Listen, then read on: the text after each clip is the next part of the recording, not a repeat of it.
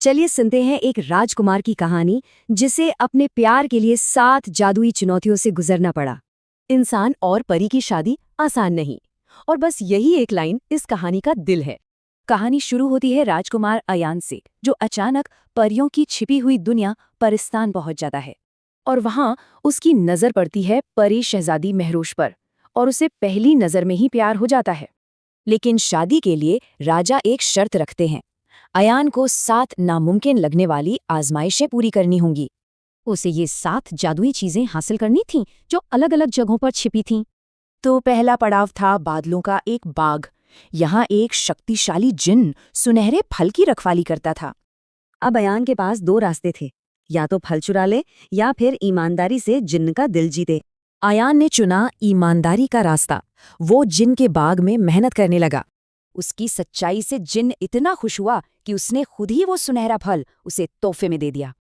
अब उसकी अगली मंजिल थी एक ऐसा ग्रह जो पूरी तरह से सिर्फ बर्फ का बना था। वहां उसने बर्फीली रानी के भालू को ताकत से नहीं बल्कि अपनी दया से शांत किया। और इसी तरह एक के बाद एक उसने बर्फ की अंगूठी, चांद का पत्थर और सूरज का चाकू भी हासिल कर लिया। अब वो पहुंचा इंद्रधनुष शहर, पर यहाँ तो तितलियां भी उदास थीं और फूल भी मुरझाए हुए थे। मुसीबत ये थी कि बाग में न तो सूरज की रोशनी आ रही थी, न ही चांद की। फूल कैसे खिलते? तो अयान ने अपनी समझदारी दिखाई। उसने सूरज के चाकू और चांद के पत्थर से बाग को फिर रोशन कर दिया। तितलियां इतनी खुश हुईं कि उन्होंने अयान को इनाम में जादुई पंखों की एक जोड़ी दे दी। अब आखिरी पड़ाव, यहाँ उसे बौनों से मिलना था, जो अपना खजाना आसानी से नहीं देते। उन्होंने एक पहेली पूछी, ऐसी कौन सी चीजें हैं जो जितना बांटो उतनी ही ज्यादा बढ़ती हैं? और अयान का जवाब था, प्यार और ज्ञान। बिल्कुल सही।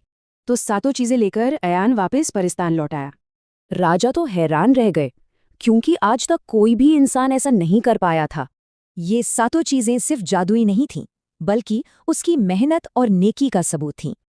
और जब ये सब चीजें एक साथ मिली, तो उनकी शक्ति से इंसानों और परियों की दुनिया के बीच एक दरवाजा खुल गया।